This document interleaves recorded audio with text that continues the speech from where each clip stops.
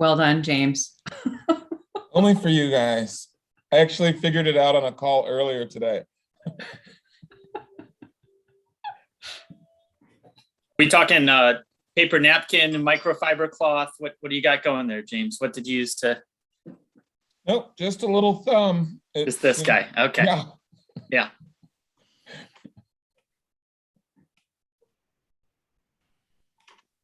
So we're somehow not going to be able to copy your fingerprint from the camera.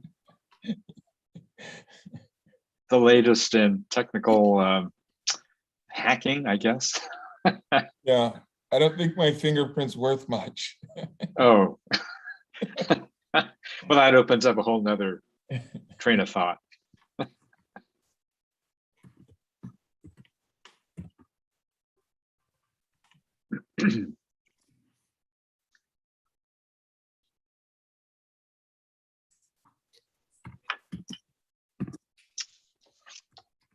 I think I'll wait one more minute. See if we have a few more people joining us.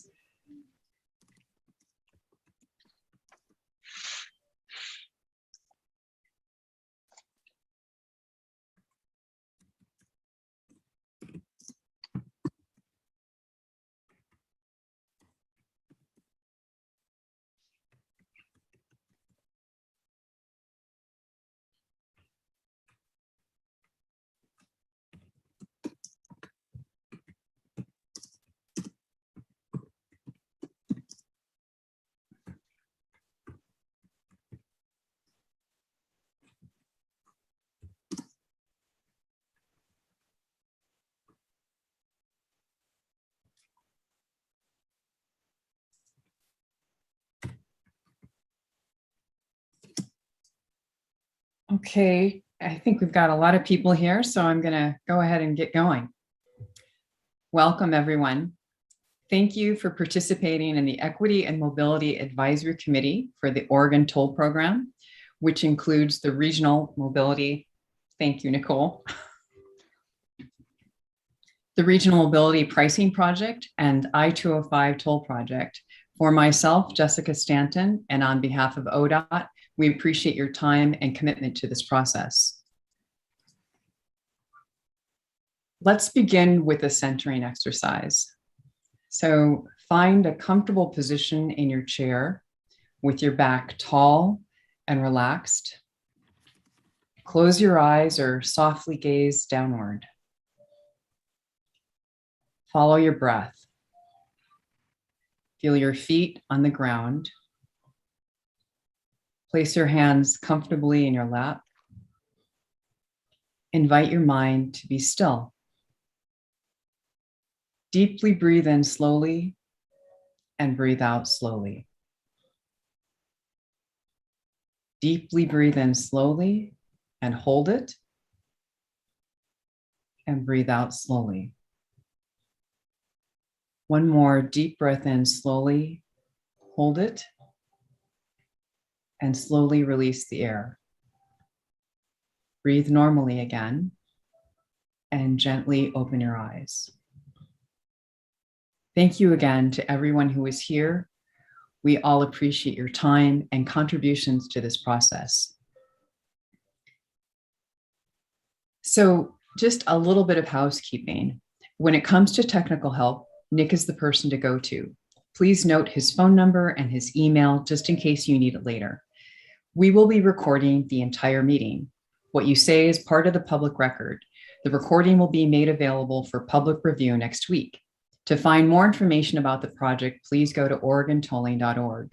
Community members, you are welcome to email your public comments to us at oregontolling@odot.state.or.us.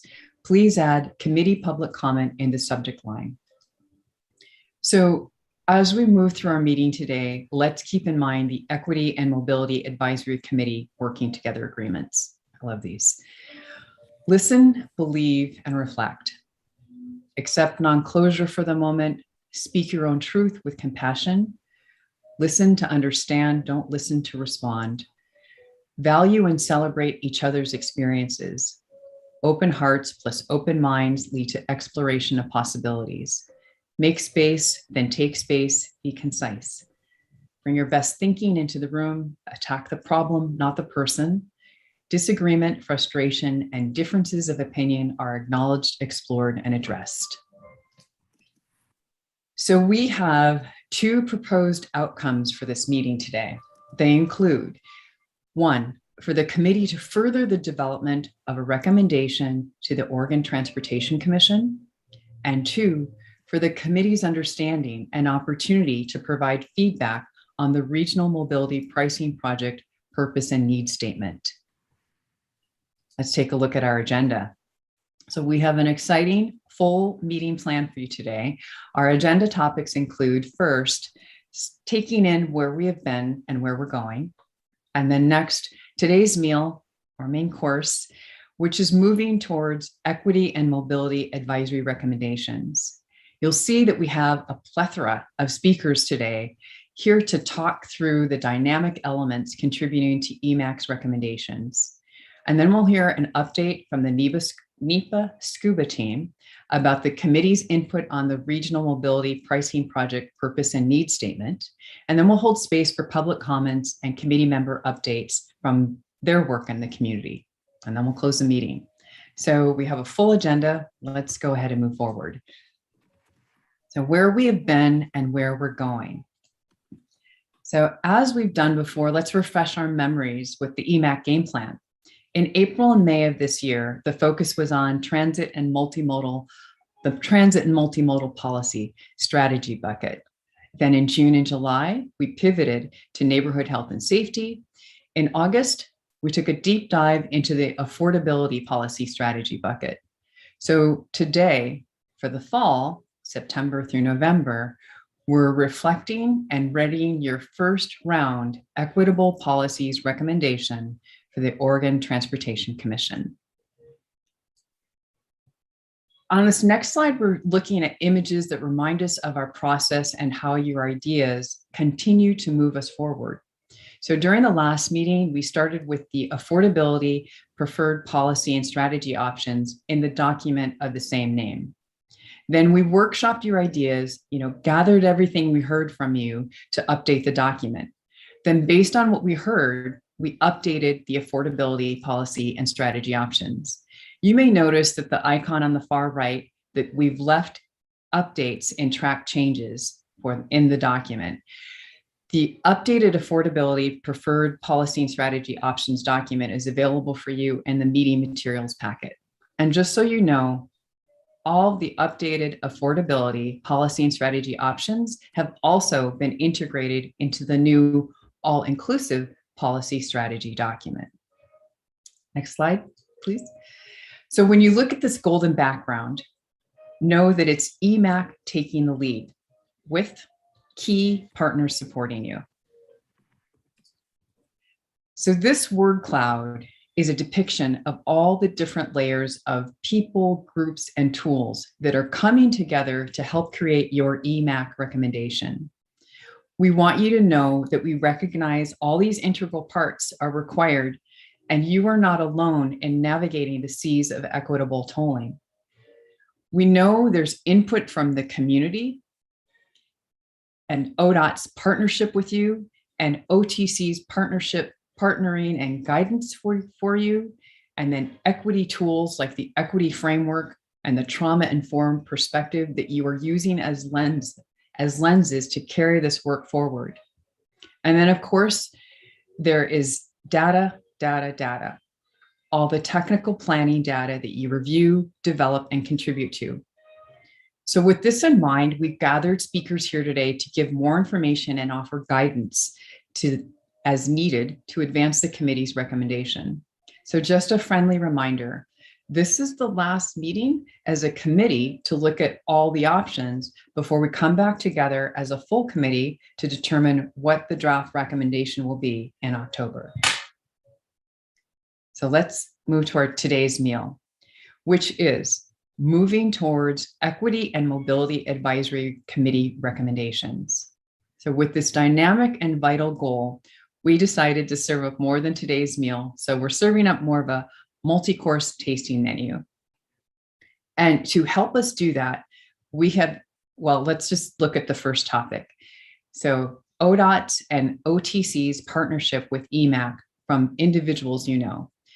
We'll hear from ODOT's Toll Program Director, Lucinda Broussard, and your committee colleague and the liaison to the Oregon Transportation Commission, Commissioner Sharon Smith. We understand that a supportive partnership with ODOT is important to the committee. And we heard from this committee subteam, the Navigators. A couple of months back, we spoke with Commissioner Smith about setting up EMAC and OTC for success. And we'll move to the next slide whenever you get a chance.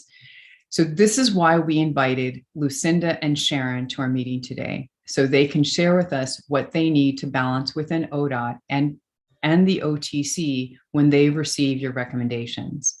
They'll help us understand the choices and trade-offs needed to work through for equity. So with that, I welcome Lucinda. Well, good afternoon, and thank you for, I always feel invited, but thank you for, this opportunity actually just to speak to you guys. So it's been a while, but I remember when I first met you guys and I said, wow, this is going to be great because you guys are going to bring something to the table that we have never experienced before. And you guys are proving that is proving to be true. So I'm still excited about what the recommendations will be in the end. Equity is something that we're all working towards, but it is work to be done. And so thank you for actually plowing that ground for us. We do appreciate it. And, we're always here to support. That's what we do. That's what we've been doing. As you can see, what we try to do is make sure that we provide you the information so you can ruminate on it, you can refine it, you can make decisions on it. We're not leading that effort. We're just here to support you. So we're like that backbone that just says, what do you need? And that's what we're here to do. So we want to continue to do that. That is why we're here. We're here to support you. And we want to make sure that you know that we're going to support you as you go to the OTC too with your recommendations. When we talk about what's our finance and how all this works, it's kind of now we're talking about what it might be. We don't have toll rates. Toll rates don't come till about 6 months before we go live, and live means turn on the system and start taking tolls. And that's really dependent on what that looks like, what the toll rate is, how much money it is. It's called an investment grade traffic and revenue study. So think about it like the bank does. They look at your credit report, they look at your possibilities, they grade you, and then they say, okay, this is how much you could finance something for. And this is how much money you're expecting to, for us, it would be like, here's our wages. And that's what we're saying we can make on tolls. So here's our wages for that. And then they would take our credit and then they would make that determination about how much money that they could give us and what that toll rate would look like. That's not happening until we're almost ready to go. So at this point, we have no money. We don't have a project yet. We're talking about projects, but we don't really have one in the hopper that we can go for it to an investment grade and get what this toll rate will be. And then they're just going to give us parameters.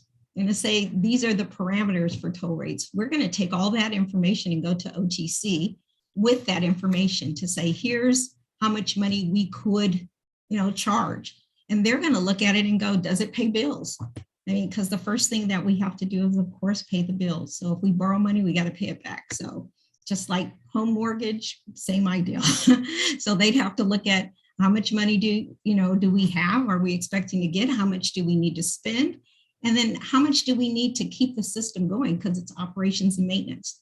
Got to pay those bills too. And then how much for the rest of the work that we want to do? Because it's just not these projects. It's supposed to be for congestion management relief. So they'll have to look at that too. So, as we go forward, we're looking at those things. But one of the things I always say about equity and the ideal of how much money does equity cost, I always say equity is priceless. It costs us a lot to get here. It'll cost us a lot to get out of here. But the question is, if we had $1, where would we put that first dollar?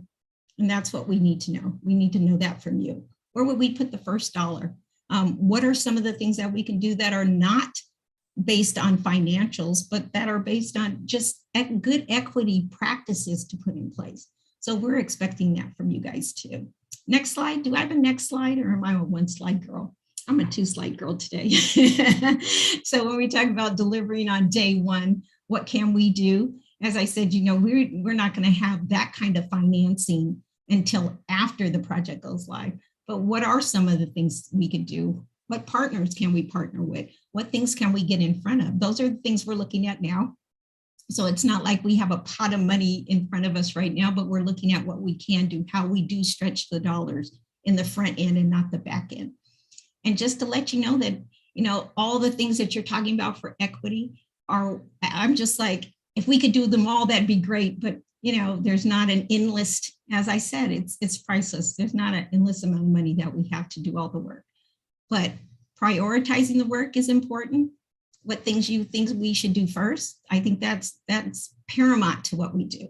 What's the biggest impact we can make on communities by doing what?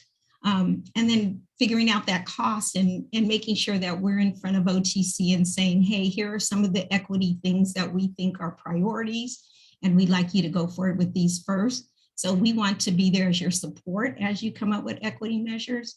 We know we couldn't do this work ourselves. That's why we have you. And I just want to make sure that I let you guys know. I'm looking up because my screen is up, my computer is down where my camera is, so I apologize. Is that we're also looking at what's the next iteration of EMAC, because we have the regional mobility pricing project. And we want to make sure that we keep having this equity thread as we go through. So we'll be looking at that too. Equity doesn't go away. And we know that it's not a one size fits all. So what we're talking about here for I-205, some of the beginning parts of our MPP or regional mobility pricing project, that's just the beginning. There's another project coming on and we'll need to have some equity for that too. And we know that it's not the same amount and same dose, but what is it? So we'll be looking to do another equity type committee as we go forward. As we said, we were going to have equity in our NEPA work and we'll continue to do that. I just want to say thank you for all the work you have done and that you're doing. We do appreciate it. I've learned so much from you guys and I continue to be just like astounded and amazed by all of the things that, you think but you really don't. And you guys have taught me a lot, so I appreciate it. And I'm going to turn it back over to Jessica. So thank you so much, Jessica. Thank you, Lucinda. That was great. Do we have any quick questions for Lucinda?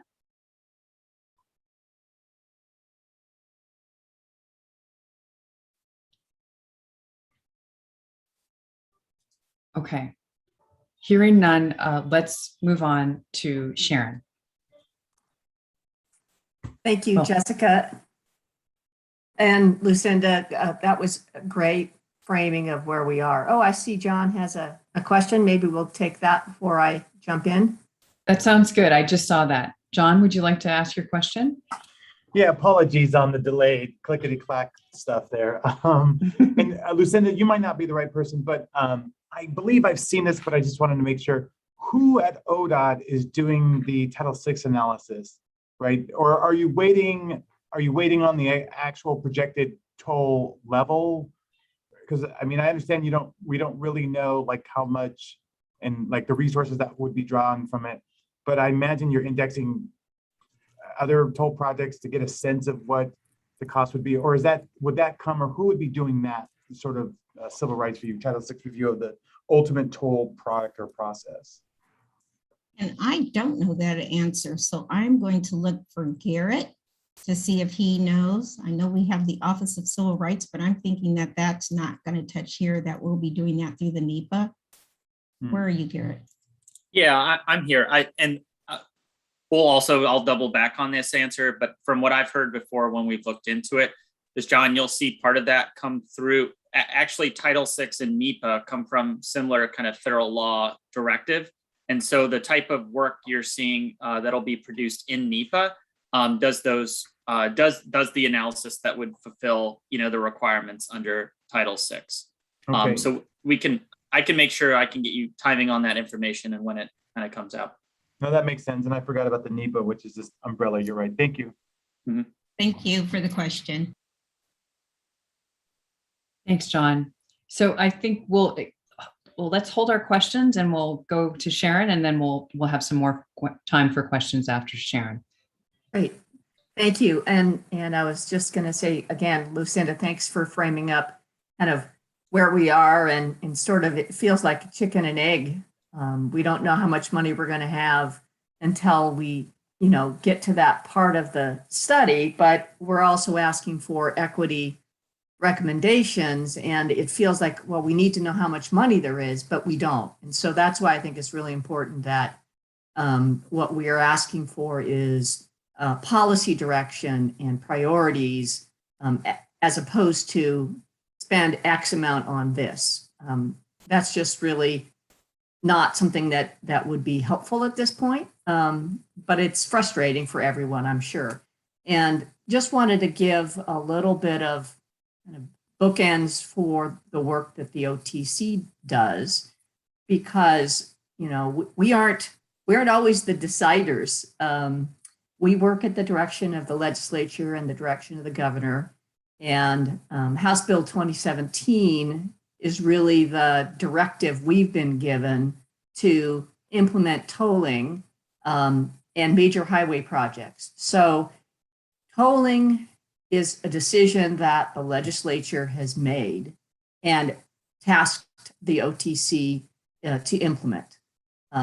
We also have to deliver major highway projects, and we don't have enough funds to do all of that. So part of the purpose of the tolling is to have some funding for infrastructure, but also a second directive is for congestion management. So we have two dual goals in implementing the tolling, and so those are kind of our bookends, and we have guardrails in terms of what we can spend money on. There's constitutional restrictions on toll revenues, but we do have other funds available that we can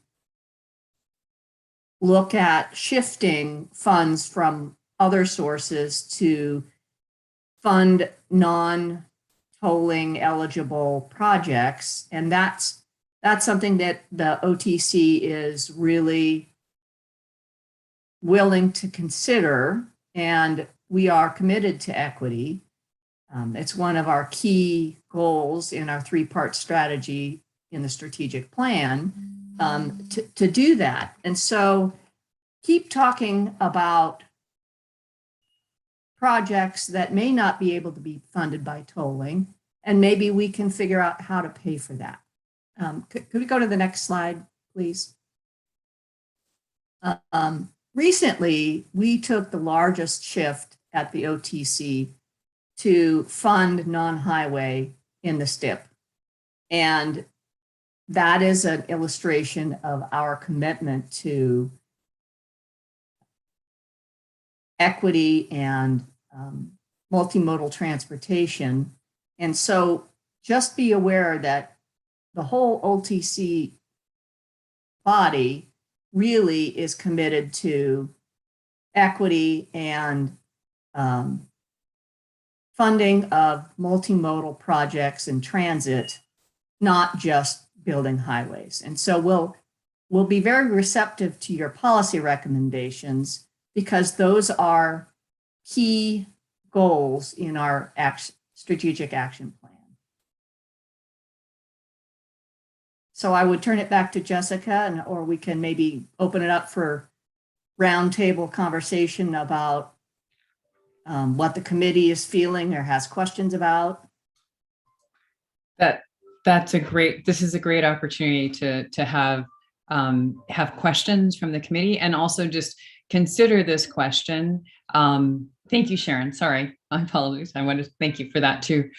How can the Oregon Transportation Commission, ODOT, and EMAC form a successful, effective relationship to advance equity? So we have a few minutes, members, if you have any thoughts in responding to this question, or any clarifying questions that you might have for Sharon or Lucinda. I see your hand, James. Hi, thanks. Thanks for that clarity. It's very helpful. The one thing from the presentations that just took place. So when it's all said and done, there's a potential that to run and maintain the system and provide the funding for the additional projects and so forth, it could mean that there's limited funds for some of the other things that we've all kind of brought up. Is that accurate? I mean, there's no way that we know how much money additional will be left over. And I'm just wondering is what the probability of all of the funds going just to projects and the maintenance of the collection system, tolling system. I hope that makes sense. Sharon, you want to do that or you want me to? Well, I'll take a stab at it because I'm not sure if I really understand the question. So help me if I'm not answering it. I think it's very unlikely that there won't be money to fund some of these projects that we think are important for equity. The likelihood is that we're not going to have enough money to fund everything we want to. But through the NEPA process, we have to fund mitigation. And so mitigation will include many of these projects that we've talked about. And then over and above mitigation, I think there is a real good possibility that there will be money that the OTC will say we want to spend to promote equity projects. And Lucinda, can you help me if I've said something wrong? Nope, I think you got it right. I don't think we're going to come to a point where we're revenue neutral, in which case we have no money for anything else except the construction of new projects or projects and just the operation of the toll system. Money left over, yes. How much? That's the question we don't know. But as I said before, setting those priorities about what things are, what things you'd like to see first. It's like the big elephant in the room. We can't eat it all, but we'd like to chip away at it for sure.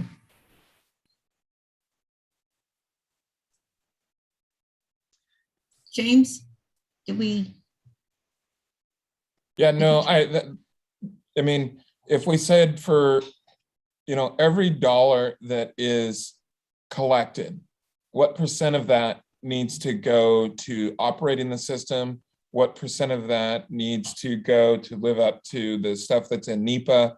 And then it'd be great to understand once we get to that point. I hope we get to that point where then it's going to be able to at least model for us what would go back to the community activities other than the NEPA stuff.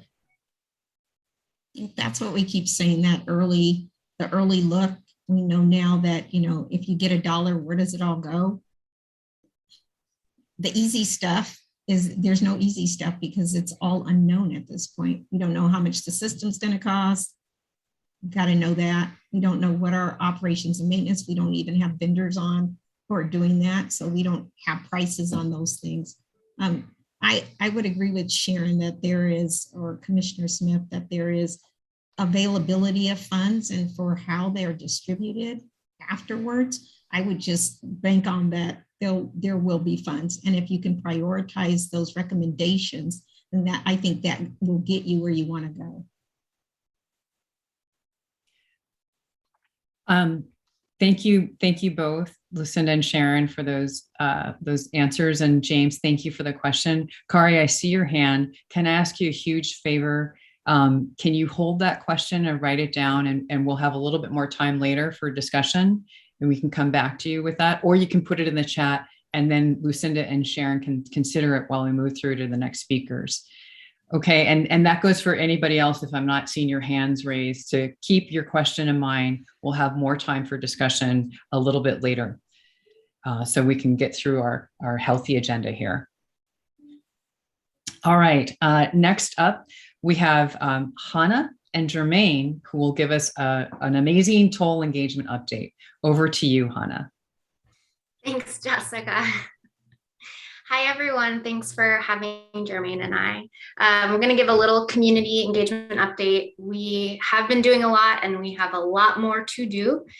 We started an engagement effort for the Regional Mobility Pricing Project in May, And since then, we've completed a series of simple surveys, and we've worked with community liaisons to distribute surveys in communities. We've received over 6,500 responses to the simple surveys, and about 700 of those were responses from the cell surveys, the surveys that the community engagement liaisons distributed. So I want to give a big thank you to everyone on EMAC who helped us, encourage participation, and a big thank you to Jermaine for distributing the surveys at the farmers market. We are analyzing the simple surveys, also the discussion group questions, briefings, and all of that is going to be wrapped up in a report that we'll share with you next month in October. We've also done discussion groups, and we've completed 6 of them between August and early September. And those findings are going to be in the report that I just mentioned. And during this engagement, we were doing a few things. So we were informing people about this new toll project, the Regional Mobility Pricing Project. And we were asking people about the biggest problems on I-5 and I-205 and how tolls could help address these problems. And then we're also making the connection to your work. We were asking people how we could make tolls easier on their communities. And Jermaine led an African-American and Black discussion group this month. Jermaine, would you like to talk about this engagement and share what you heard or any of your observations from the discussion group? Sure. It was a very informative discussion because as I work in the community, hear the community all the time, but to actually hear the community concerns about the toll, because, like a lot of people still didn't know the tolls was coming. And when the tolls coming, first thing go, how are these tolls going to affect my life, right? Price affect my life. Like we talk all the technical part, but when you talk to a community member, they really want to know how is the tolls going to affect my life. And it was good to hear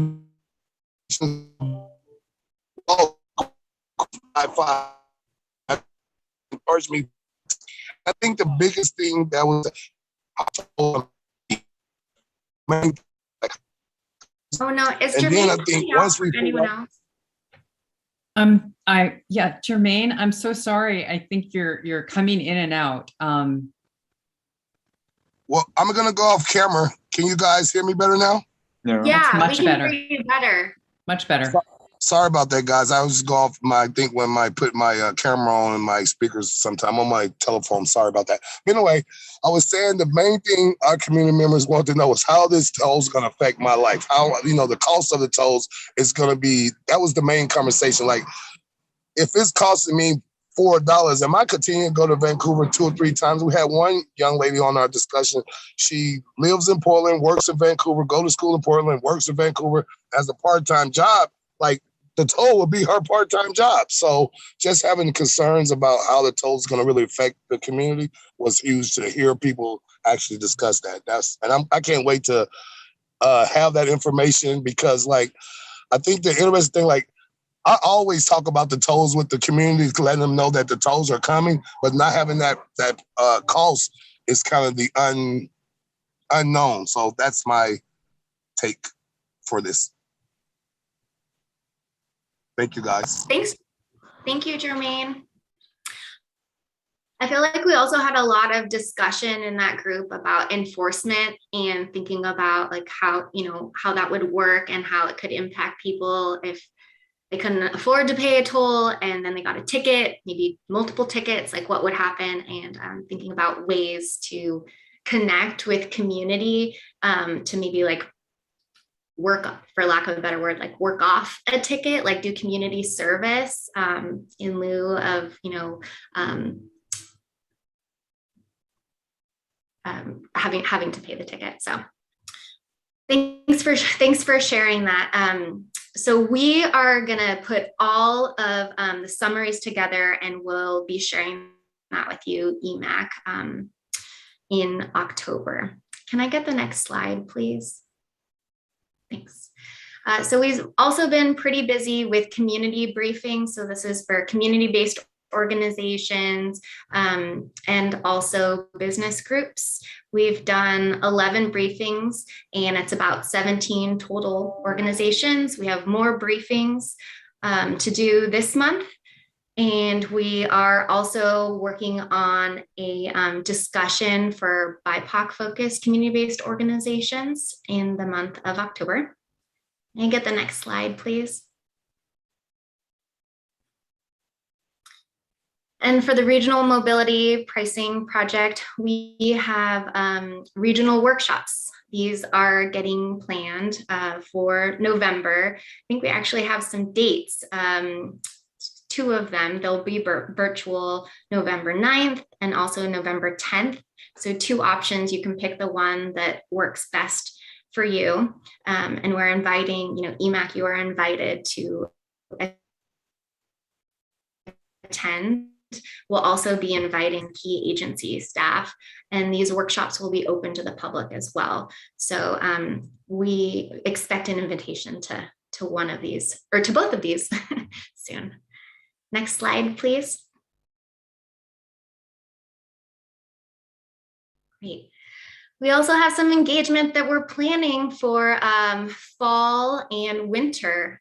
So fall this year, winter next year for the I-205 toll project.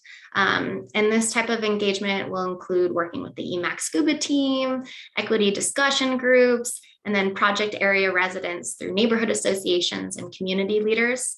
And this engagement is going to happen before the draft environmental assessment and formal comment period that's expected around spring 2022.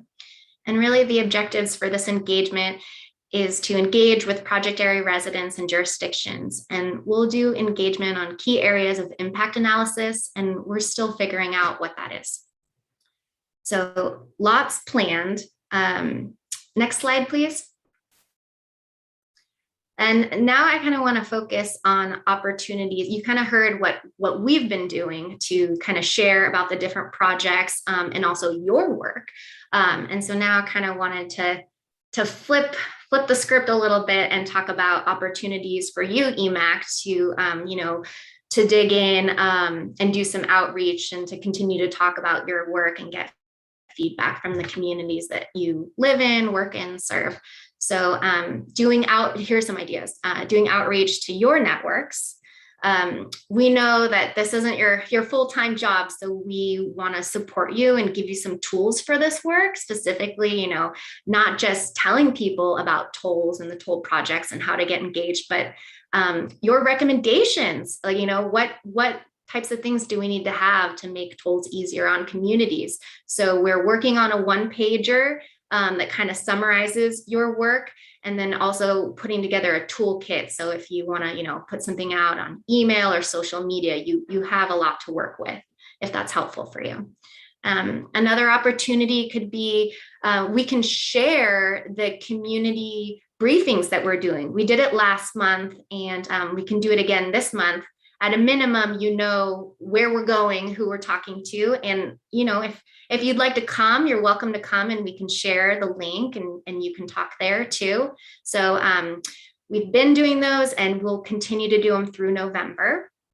There's also an opportunity, we're going to need your help reaching out to BIPOC CBOs. So there's an opportunity there to kind of help us leverage relationships and really talk to people about, why it's important that they intend and what they would get out of it. And then there's the regional workshops that are coming up in November. So going there and being a part of those discussions. I believe that's the last slide for me. Thank you, Hannah and Jermaine. Actually, Hannah, Bill had a question. Are community-based organizations in Washington being contacted? You might have a... Yes, that's a big yes. And business groups. Great. Bill, does that answer your question?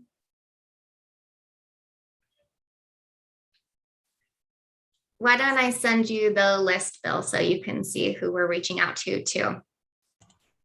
Yes, please. And I don't know if we have been contacted, Community in Motion, just because As the local Medicaid brokerage, we take quite a lot of trips to the VA and OHSU, as well as some of the Kaiser offices along interstate, and then just see how this is going to affect us and then our transportation vendors providing those Medicaid trips. So I'm curious to discuss more. Thank you. Okay.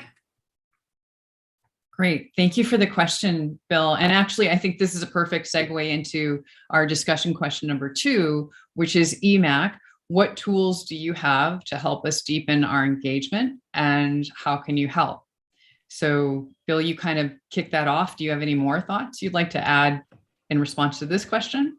Yeah. How soon are you looking to do this? You might have just talked about that. Was it fall, winter?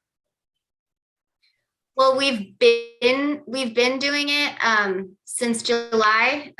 We still have some briefings to schedule, some are pending. So we're trying to get, this effort is going through November. All right. I facilitate a group over on our side called the Accessible Transportation Coalition, and we would love to have you guys come and speak about the tolling project. This is short notice, but what are you doing on Friday the 1st at 10 o'clock? Because if you're free, we'd love to have you come do a presentation. Okay, Bill, I'm writing it down. I'll follow up with you. Excellent. Thank you. Yeah. Awesome. Anyone else? Tools to help deepen engagement, and how can you help? Any thoughts? Am I missing the hands? I'm not seeing any hands. I think one thing about COVID has made it very difficult to do outreach and engagement, especially in person. Just from personal experience, we at Community in Motion did our first outreach event in about 2 years, a couple weeks ago. So that just gives you a little taste on maybe everyone else's capacity and their outreach abilities at the moment. So if you're not getting the stellar results that you wanted, maybe there's somewhat of a reason for it.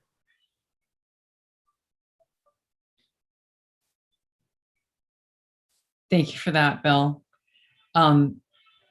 Any more hands? I'm looking for hands who want to share about thoughts to deepen our engagement. I see a lot of cameras off. Okay. All right. Well, why don't we go ahead and we'll move on. But thank you for that. And if you do have any thoughts about community engagement, obviously reach out to Hannah or Garrett or myself. Let us know your thoughts, and we'll be continuing to reach out to you guys with our ideas on how to deepen it as well. Thank you, Hannah. Yeah, thank you. So next up, we have the EMAC Navigators update, and I'm going to turn it over to Phil. Great. Thanks, Jessica. I want to thank Lucinda and Sharon, your comments earlier this afternoon. And Sharon, the moment you had mentioned chicken and the egg, that very phrase was going through my head almost simultaneously.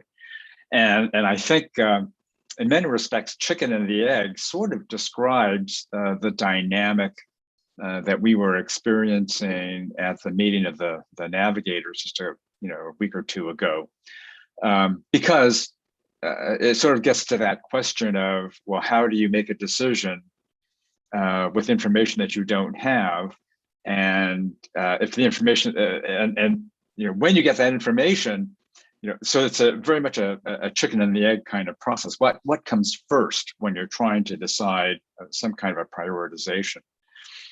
The team sort of faced that difficult question, and perhaps one of the dynamics that was going on was the sense that by prioritizing, we were essentially saying what is in and what is out.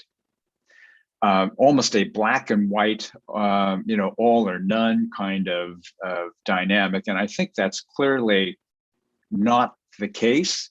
And so perhaps it's really more a matter of not so much prioritizing as it is sequencing.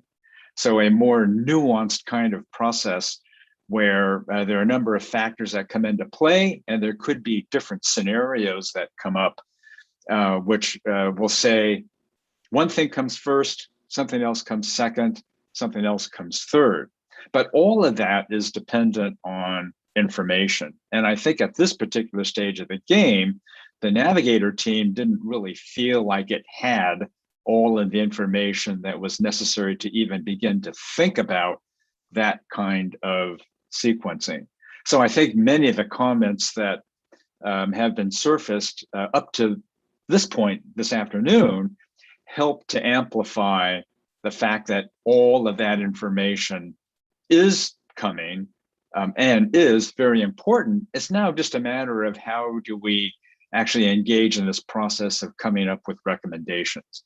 And I think it's a much more nuanced process than just saying, we select A, we select B, or we select C, or some other combination of that. The team was also wanting to make sure, and I think that's been emphasized today, that ODOT, OTC, and EMAC are essentially working as partners, and that this is in fact more of a shared decision-making process than it is one body that is ultimately making the decision. So what we wanted to try to avoid was this notion of they said it, not us, which is along more the old paradigm of how business might have been done before.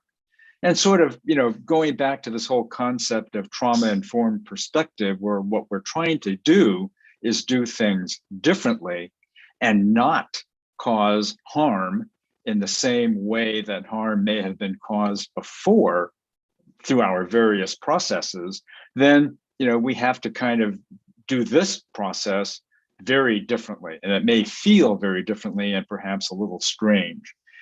So it's important for all that information to keep coming. We want to make sure that we understand and articulate at every step of this process what the historical barriers have been in the past so we don't repeat them again during this process.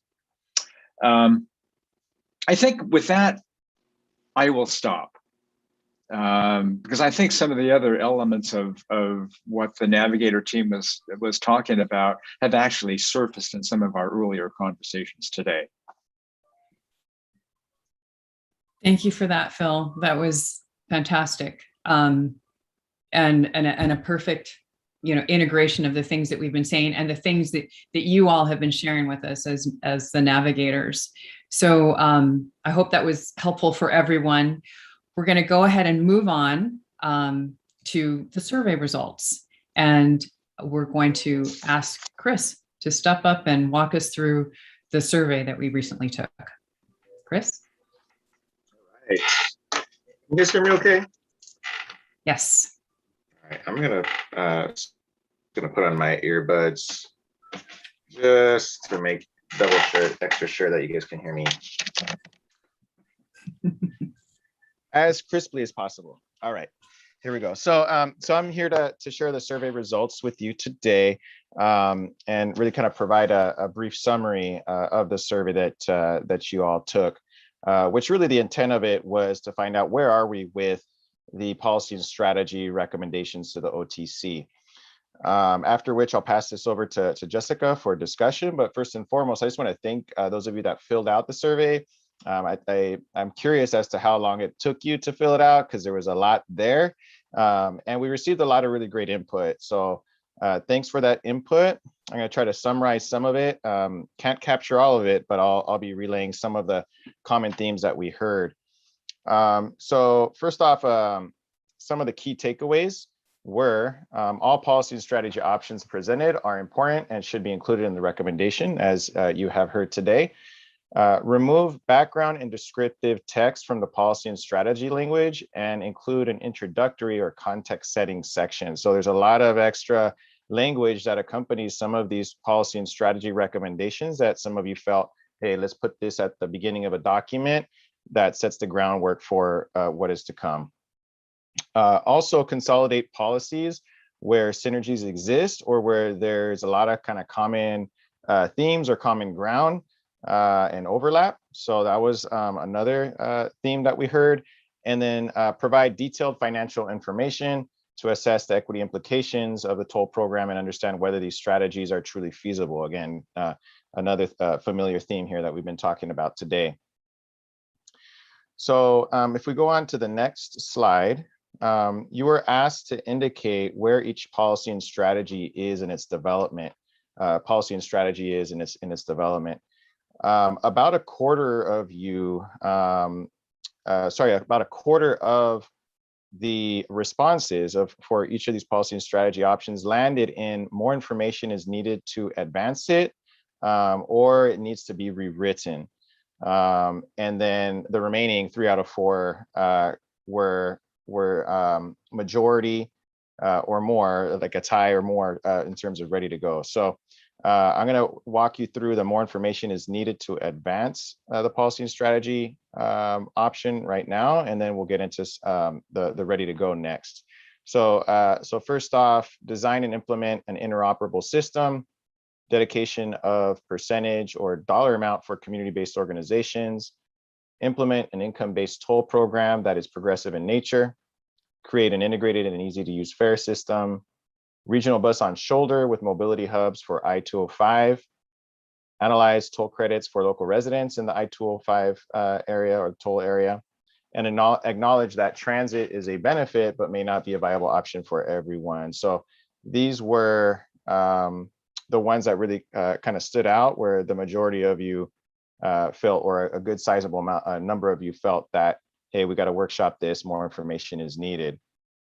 On to the ones that were noted as ready to go.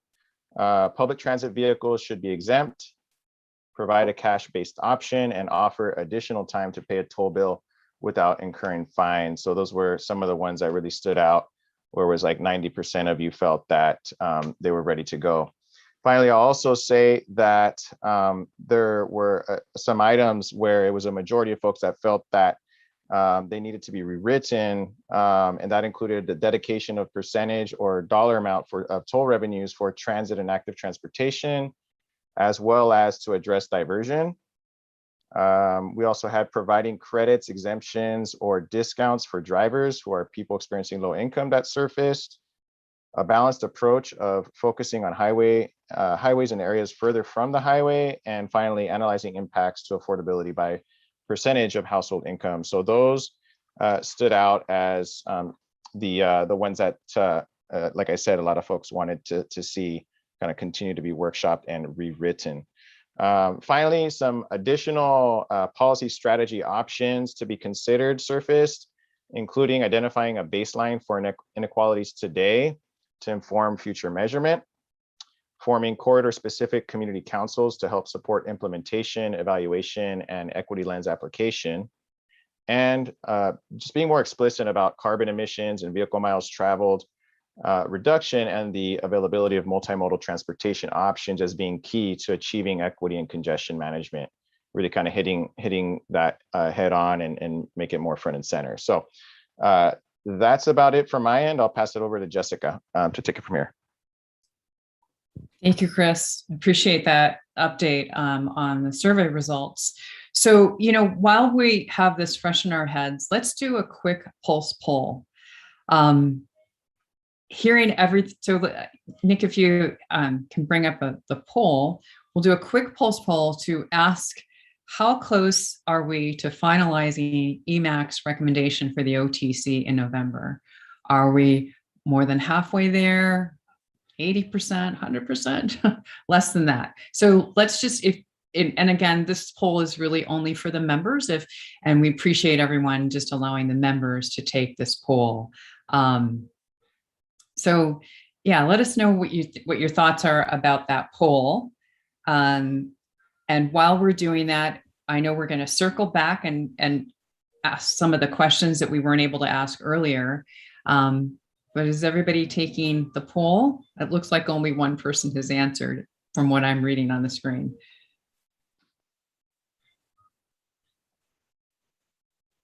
Okay. So the question is, how close are we to finalizing EMAC's communication of a draft recommendation to the OTC in November? And it's the usual poll that we've been taking, for the past few meetings, where we're just giving a percentage of how close we think we are. Can everybody see the poll? Hey, Jessica, this is Amanda. It popped up and then it went away and then it popped up and went away. And I don't see it on the bottom of my screen to bring it back up. So, oh, good. Thank you, Amanda. So, Nick, can you, and maybe Nicole, maybe let's just pull up everybody's face for now. And then we'll try to pull up the poll again. Sorry for the technical difficulty. If you guys have a little patience. And Amanda, if you want to put your answer in the chat, we can record it that way for you. And we'll make sure, because if I relaunch the poll, it will clear the results. So I want to make sure that we get it all. I was able to vote on the second time, but I was letting you know that it was kind of wonky. Maybe that was just me, but. Okay, thank you. Okay. And Jessica, are we ready to end this poll? Let's end it.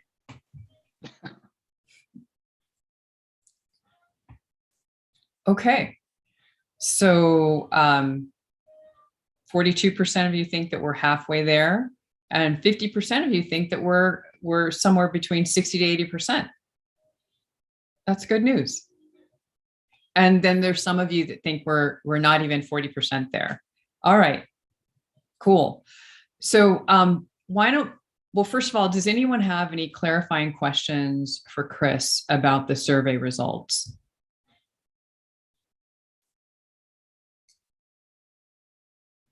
I'm not seeing any hands. So or if there was anything that I missed, yeah. that somebody stated that you wanted to vocalize, that's fine as well. It looks like we had a hand up. Is that right? Do we? I'm sorry. Hey, Chris, I had a quick question. Sorry, I raised my hand and lowered it. And you probably said this, but I am multitasking if I'm honest. How many of us participated? I believe it was 8. Correct me if I'm wrong, Jessica. That's what I understand. It was 8 participants. Yeah. And Jessica, do you have a sense of how many people just participated on that quick survey? You know what? I'm going to have to rely on Nick for that. Good question, John. Nick, can you tell us how many participated in the survey? It was 12, and I think we have 12 EMAC members on the meeting today. Excellent. So the only thing I would say is, Chris, you said this, it was a beast of a survey. I mean, I was like, wait, what is that question? Let me go back and look at it. Now I was like, I better look at the policy because I don't want to be wrong. So I would hope that there's a chance, to check in with the folks who didn't submit, just to, even if it's a phone call, just to get a sense of where they're at. Because I think we all recognize that all of us have committed a lot of time to this, but that includes staff. And I know you guys need this to keep moving this thing forward. So it was a pain, but it was good to actually sort of really be honest about where I think we're at. So I was glad to get it done. So thank you. Yeah, and on that, initially the thought was to do like a prioritization exercise where it was like 1 to 5. And based on input, including from some of the EMAC members, we decided to go with more of a qualitative approach. So I'm thinking that that's part of what kind of extended out, made it feel more of a substantive exercise rather than just doing a numbers game, right? Having to think about it and process and then jot down your thoughts and whatnot. So in retrospect, yes, it was. And it's good to hear that from you, by the way, John, that it was a little too extensive. On the flip side, though, we got some really good stuff. We got some really good input from those of you guys that filled out the survey. So again, thank you to those that went through with the painful exercise. And I would also just like to add that we got a lot of excellent direction from the navigators. To Chris's point, originally we were going to try to make it a prioritization exercise, but the navigators kind of redirected us, and that was quite helpful. So, and I think, so, 8 of you did respond, and then the rest of you didn't. So we'll try to make sure that we contact and talk with each one of you individually in between, so we your voices are heard. But we appreciate the 8 that did respond, and those of you that were not able to, maybe if you just want to reach out and say, we'll meet with you and we'll talk with you personally and make sure that we get all of your input as well. So Any more thoughts on the survey? Okay, so I think we're going to jump into our discussion now, and I want to, as promised, go back to people that already had some questions from our earlier part of the meeting. So I think I'm going to start with Kari. If you can recall your question, love to hear from you now. Thanks, Jessica, and thanks everyone for the discussion. And I think this comment is really, it's sort of a continuation of the conversation we had in the Navigators meeting, and then sparked again by the excellent commentary from Lucinda and Commissioner Smith, and what we've also continued to talk about in the meantime. But mainly I'm just reflecting, and I'm curious, like I'm hearing a lot of people being curious about the sort of chicken and egg thing.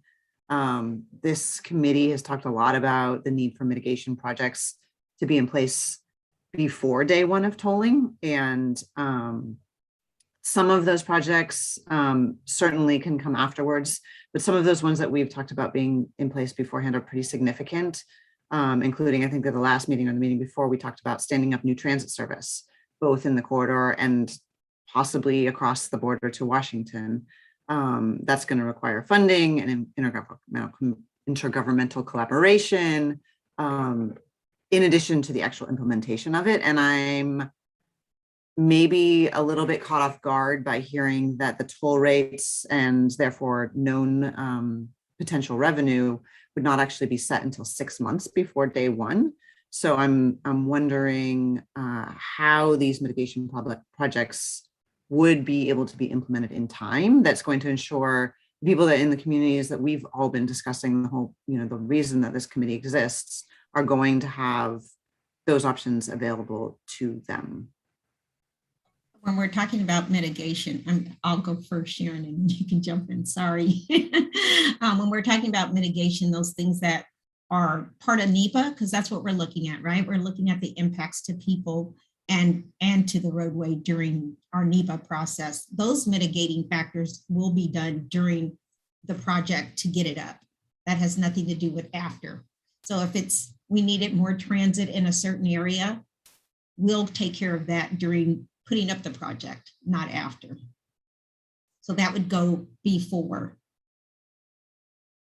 It'd be part of the project and not part of the operations. Why don't I separate it like that? So the project is, we're doing the NEPA, then we're going to put in all the system and equipment, and then we're going to start it, and then we'll be in operations.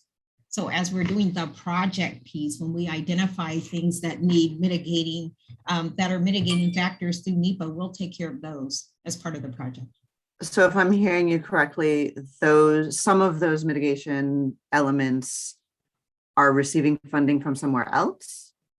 They'll receive it from the project. We'll consider that part of our capital cost of the project itself. And so they aren't dependent upon the setting of the toll rates and the known revenue amount? Correct. They're not contingent on the operational side of it. So as we're doing NEPA, we're looking at those, what are I would say there are some pain points we've looked at, correct, Garrett? We've gone through and said, here are some intersections, or here are some areas that need like some additional work. What is that work that we need to do? Do we need to put in a sidewalk? Do we need to put in a roundabout? Do we need transit there? That's for the project, not for the operational side. And if I can just ask a follow-up question, then would it be possible for this committee to have more information about what that bucket looks like? If we can't have the information yet, the chicken and egg piece around, we don't know what revenue will be available for some of these other things from the actual toll rates further on down the line. Can we have more discussion about what exactly that bucket looks like, so that we can have a more informed discussion about what we prioritize or sequence and put forward as our recommendations for those things, in particular for the pre-day one? So I would say that Garrett is supposed to, and I know this is part of it, Garrett, is bring he's like, yeah, maybe, bring forward what those, which pieces we found and what mitigative factors may be needed for that piece. Are you doing that? You are doing that. And we're not there yet in the NEPA to have identified exactly where those things are and what that might look like. Again, we're not there. We know that's coming, and that should be coming in the next 6 months. Yeah, springtime. And so what you'll see, yeah, and what Lucinda's describing, and Kari, these are good questions. And it kind of connects back to where are you going to see ODOT's commitments to these? And so the first piece is in that mitigation. So when there's a draft environmental assessment that goes out for public comment this next spring, you'll see what's identified from the ODOT side as mitigation, what's going to be funded and included with the project. You're also going to see the assumed toll rate schedule that we used and the assumed revenue generation that comes with the assumptions that are in the NEPA environmental study itself. And then the process that Lucinda was describing, this year to year and a half toll rate setting, where you don't really know the final, toll rate and where the revenue goes and that type of thing till 6 months. That year to year and a half gap, that's where Commissioner Smith was explaining those strategic investments. And so that's where we'll we'll try to land, or you'll see those investments happen in kind of after environmental assessment, but before the toll rate is finally set. And we'll have some, like I said, like a year to year and a half to land that. Thanks for that information. And if this becomes too long, we can certainly talk about it separately. But I guess I'm curious, for the sake of the committee, how the recommendations that we're putting forward to the OTC crosswalk to what you're referring to, Garrett, in terms of what ODOT will be taking care of as part of the NEPA process, because I think that's really, really relevant to what we decide to put forward and what we decide to recommend. And I feel like we're a little bit in a black box trying to make recommendations, as we've been discussing. But this feels like even another layer of additional complication, knowing that there is something, but we don't know what it is, and we won't know until after we've already recommended something. So yeah, and it's tough. I'd say the tough part about this is that we are starting to talk about equity earlier than any other congestion pricing project has done in the country when it gets to an environmental study process. Because normally you wait to start talking about equity until you do all of your environmental impacts, and then that informs what the conversation is, and it's much more truncated. So it is difficult, Kari, because we are, like Lucinda and Commissioner Smith said, we're talking about we're trying to ask you again, like regardless of price, like what would be advanced equity most? And I think we'll have you continue on that and continue to kind of push ODOT and to identify those things. And then as information comes up, as far as like we learn more information about the project impacts, we learn more information about toll rate setting, about revenues. Those are moments then, we have this recommendations document that you're working on and what should be that priority. And then that's where those commitments are married and made. And you have an opportunity when what gets identified as mitigation, and then you have the opportunity during the toll rate setting process, what gets identified as those strategic investments. Can I just add a little bit? So I would agree that we are well ahead of what anybody else has been doing. Normally it's an anecdotal. We know it's going to impact this group, so we're going to run out there and try to figure out what to do very specifically to just that group and nobody else. So we are really trying to do a broad brush on all the people we may impact and how that may look. I think one of the things we could do is we could identify some of those things now that are like in law that we have to do no matter what, and check those off. So that way you don't have to recommend, like if you're thinking of it like I have 10 recommendations, do I really want these 10 or could I use these 10? We can take off some of the ones that are known. Transit, free, that's federal. We know that. We can take that one off. The low income one is one that is now law. House Bill 3055 says we have to do that. So, I mean, we're looking at you guys to help us determine what that level is, how we identify low income, but that one we have to do. So we can start chipping away at some of the ones we know, and then leave the rest out there. And as we get down, as Garrett said, as we start figuring out, okay, where are the impacts, what are the mitigations, we can check those off for you too. So I think we can, start helping to whittle down, I won't call it the list of priorities anymore, sequences, as Dr. Phil said, Dr. Wu said, I think that ideal of what goes first, what goes second, we can do that. We can help with that also.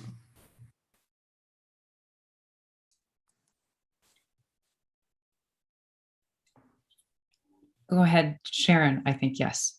Yes, I just wanted to say, I hear the frustration and I feel the frustration because we're trying to do something before we have all the information. And it made me think back to something that Lucinda told me once, and correct me if I get my recollection incorrect, but I said, well, as we're doing this equity work, can we look at what other people have done to see, how they did it? And she said, nobody's done it this way before. Nobody has done it at this deep level. And so I think some of the uncertainty is that we're really blazing new trails here. And so trying to have all the answers, we're kind of having to learn and do it as we go. So it feels not as concrete as it might otherwise.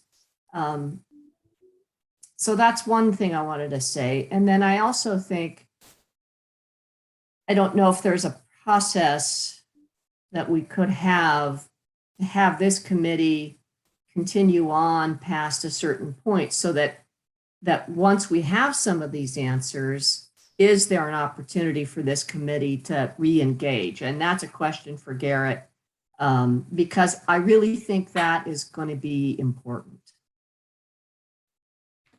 So back to Garrett, I guess. Or Jessica? Yeah, Garrett, are you, Yeah, I don't know, are you able to answer that? Right yeah, now? and actually it helps answer Izzy's question that was posed in the chat. So, and like Lucinda made mention, so we start to get a lot of this information. We asked for you all to have a 2-year commitment a while back ago. That comes up this spring 2022. We're looking to extend some type of iteration, whether it's this exact committee, new people. We're trying to get lessons learned from this process.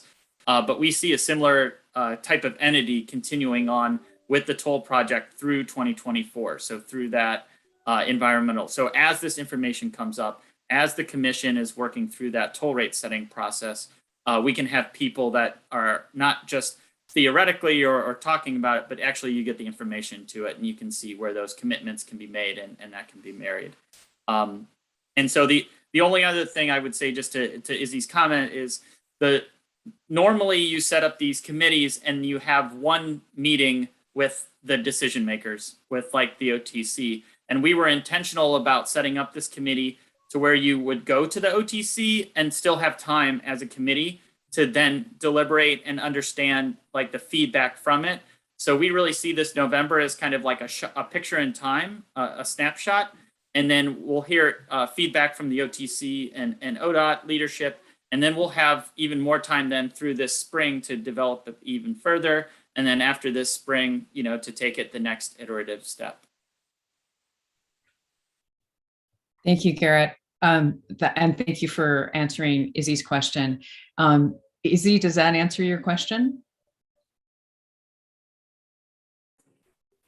Yeah, it helps. I wasn't sure if it was just, hey, here are these recommendations, and then we walk away.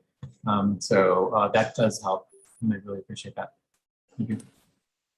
I think, yeah, and I think it's very helpful to keep in mind that this is the first round of your recommendations coming up in November, first all the way up through the spring. So I think before we're kind of running out of time a little bit, I want to make sure that we get to Diana's question, which is, are there considerations to research equitable funding formula models to aid considerations? Diana, did you want to elaborate on that question?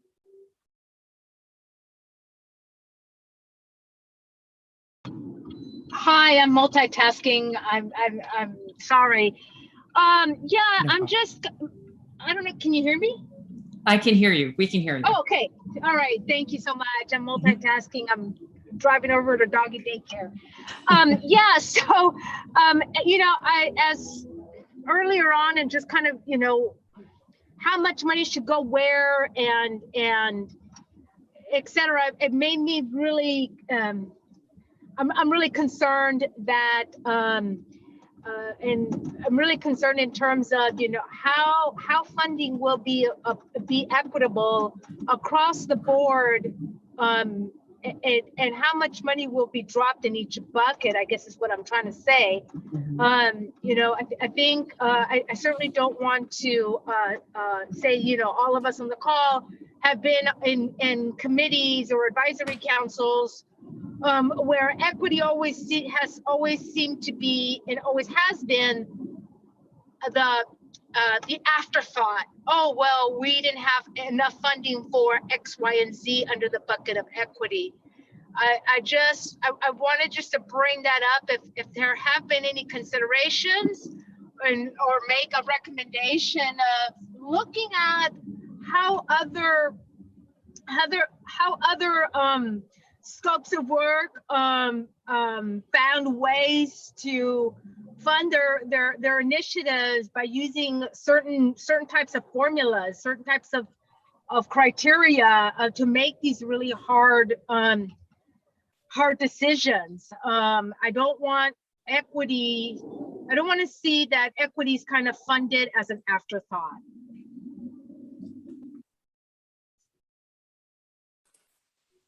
Excellent comment. Garrett, did you have some thoughts? Yeah, quick thoughts. I think Diana, thank you for the comment. I think one of the two ways you'll see that show up, because there aren't really like perfect examples really from anywhere that we've researched on what kind of is the equitable formula. It really is, it kind of varies and it's placed in its location. But that was the hope of why we did those research documents, where we pulled out what have other places done, whether it's the percentage or a certain dollar amount that's really dedicated towards specific equity concerns, whether that be transit multimodal or community organizations or neighborhood health and safety.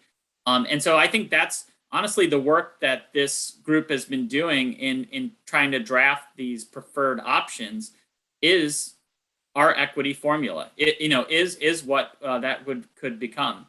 So I say that's one area to look at. I say the other area we'll look at is that when you're setting up a toll rate, you're also going to set up indicators on like what are you going to track and measure to see if your equity intentions are actually being addressed. And then you're also going to set up like those indicators around should the toll rate be adjusted in the future. Because once you set the toll rate, there's kind of a monitoring of that. You don't just set it and forget it. And so that's a second place where I would say this committee, and we'll bring to you kind of what that information might look like or where the research is on it, that I was hoping we would get into kind of post-November leading up to this spring on kind of what our research and best practices around those indicators piece. Just to kind of cap on that, is that equity is not something we're trying to put in a bucket and say, hey, we can't fund it, we won't do it.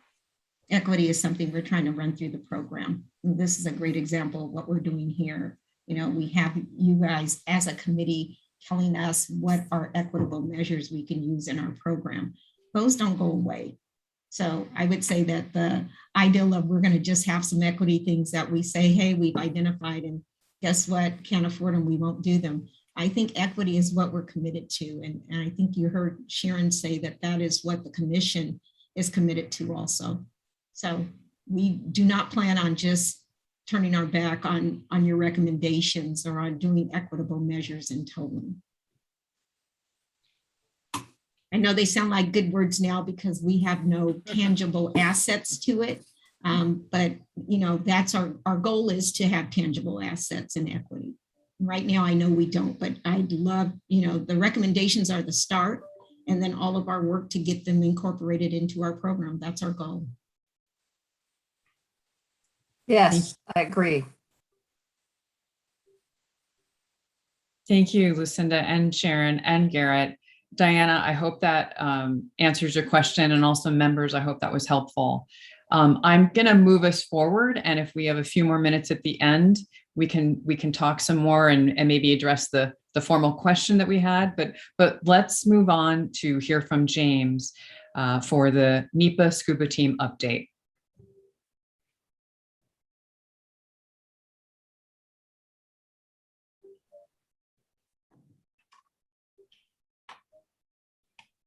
All right. I think those first ones, yeah, this is the one for me. All right, so everyone kind of knows the scuba team we meet and we do the deep dive kind of stuff. I'm not just going to read slides. I'm just going to talk fast because I know we're getting toward the end of the meeting here.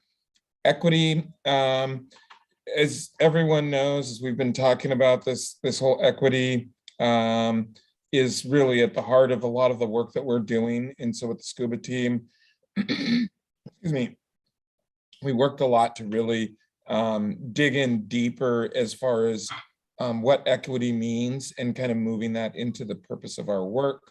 You'll see more of that to come as we start moving this work forward. We also, like, a lot of this work that's taking place is very driven by, you know, the legislature and rules and objectives and so forth, much like the greenhouse gas emissions and so forth. And so we really want to make sure that even as we're talking about greenhouse gases, that we do kind of move equity into the goals and objectives and making sure that those savings are going to be distributed amongst all communities, so that it's not a situation where one community is being heavily impacted, but when you look at the whole project, it fits within the parameters set forth by usually the federal government. Same thing when we're looking at the transit multimodal options, kind of making sure that people understand that we're trying to move the needle on this work while working within the confines of federal funding. And so there's a lot of work on saying, all right, we want to shift people into more public transportation. Well, it shouldn't be, we want to shift poor people into public transportation. And so we can clear the roads for people who are more better off. I mean, this is the kind of conversation and this is the kind of questions that we're going to need to be able to answer. But we need to be able to look at what we're required to provide per the feds for the funding, but then also be able to explain, much like Gerald, and I think I'm butchering your name, when he did when he reported on the outreach to the African American and Black communities, that's the kind of conversation, those are the kinds of questions that we need to be able to answer for not only the affected communities that we're taking a focus on now, but to all communities. We need to be able to break stuff down into actual language that people are going to understand. If we'd switch to the next slide. Revenue, as we've been talking about, revenue is a very difficult piece of this whole puzzle, because we can't forecast the revenue right now. And even after we do get the revenue forecast, again, it's only a forecast. The actual revenue coming in is something that we're going to just need to see the actual dollars hit. But what we want to do is make sure that we put forth our feelings as far as directives on how that revenue should be used. And as it was pointed out earlier, we understand that the revenue needs to go to support the system, and the system being regional transportation and projects. But we also understand that some of that revenue needs to go to mitigate some of the challenges that are going to be created by a project like this. Simpler makes statements more meaningful and able to understand. That's what I was talking about by talking in languages, or in multiple languages, but in using language that people understand and answering questions in a way that people would ask them. Provide definitions and terms for folks and so forth. The bottom line with this is there's a lot of work still to be done as far as digging into the data and so forth. And a lot of those studies, they're not going to take place for some time. And so it's really our opportunity to be able to see this data, dig into the data, and look to see how we're able to use this information and this data as we look forward on, holding ODOT accountable for following through on the things that they said that they were going to do. And I think that by, I'm always looking like, where's the teeth? And I think the teeth is in going out to the public and saying, we're going to do this, and then being able to provide some level of measure and understanding. And then I think that's going to be the start of holding people accountable. Sorry, I'm losing my voice right now. So I think that's the end of my portion. I hope I didn't miss anything. Thank you, James. Really, thank you for that. And I just wanted to remind everyone that the scuba team, during the last meeting, they focused on the regional mobility pricing project purpose and need statement, the draft purpose and need statement, and that's where a lot of the thinking and what James was talking about, what this update was trying to help us walk through. If we can go to the next slide, I'll just say briefly, again, the draft purpose and need statement. If any members have any comments, any thoughts, and want to participate in more of what the scuba team has been doing, please feel free to reach out to Garrett with your thoughts and comments around the draft purpose and need statement for the regional mobility pricing project. Okay, let's move to our public comment section. And Nick, do we have any members of the public out there wanting to say hello? I don't see any raised hands yet, but maybe we'll give it a minute or two and I'll keep my eye on it. Thank you. Sure. So, we'll welcome members of the public. If you would like to address the committee, please go ahead and raise your virtual hand. If you are on the phone and want to raise your hand, please use *9. Each speaker will have up to 2 minutes to speak. And please note that comments are welcome at any time by emailing oregontolling@odot.state.or.us or calling 503-837-3536 and leaving a voicemail. Please add committee public comment in the subject line with your message. So any raised hands out there?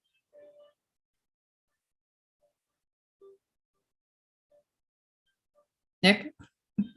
None so far. I'll keep an eye on it. Okay, Jessica. Okay. Thank you. All right. Just want to make sure that we hold this space for members of the public to talk. While we're waiting, if any of you all members have any other comments that you want to share, we never really formally asked the question, but I know we shared it with you earlier. Like, what are the things that you need from ODOT, from the project team, from all of us to support you in communicating your EMAC recommendation, the draft recommendation in November? So if any members have any comments around that thought or a response to that question, I think while we're waiting for members of the public to join us, we'd love to hear from you. And Jessica, it looks like we do have a member of the public who has raised their hand. Sam okay. Churchill. I'm going to go ahead and give you permission to talk, Sam. So whenever you're ready, you should get a notification. All right. Thank you very much. My name is Sam Churchill. I live on Hayden Island. And for opening up your meetings like this, I think people on Hayden Island, are required to be on I-5 to get on and off the island. It's our only access to the island. So, of course, most people here are concerned about how much this is going to cost them to leave their home and come back. And if there could be some sort of, range of ideas and range of prices, And if there could be, like a pass for Hayden Island residents, since we have no option but to use, get on the I-5 bridge, that would be helpful. Thank you very much.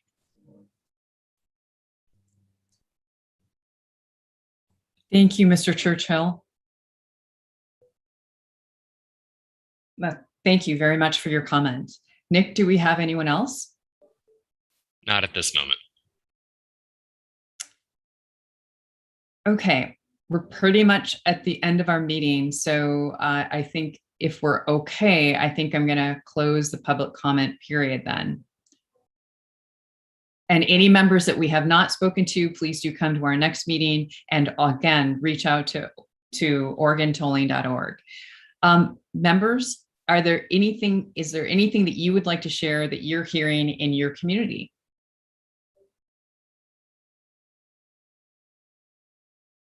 I'm not seeing any hands, but I'm not seeing everybody. So if I've missed anyone, go ahead and unmute yourself.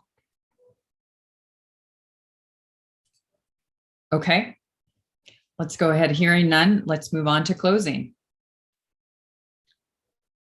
So our next steps include that the EMAC meeting the next EMAC meeting will be on October 27 at 3:30 p.m. And during this meeting, we will agree on what EMAC recommendations to the Oregon Transportation Commission will be.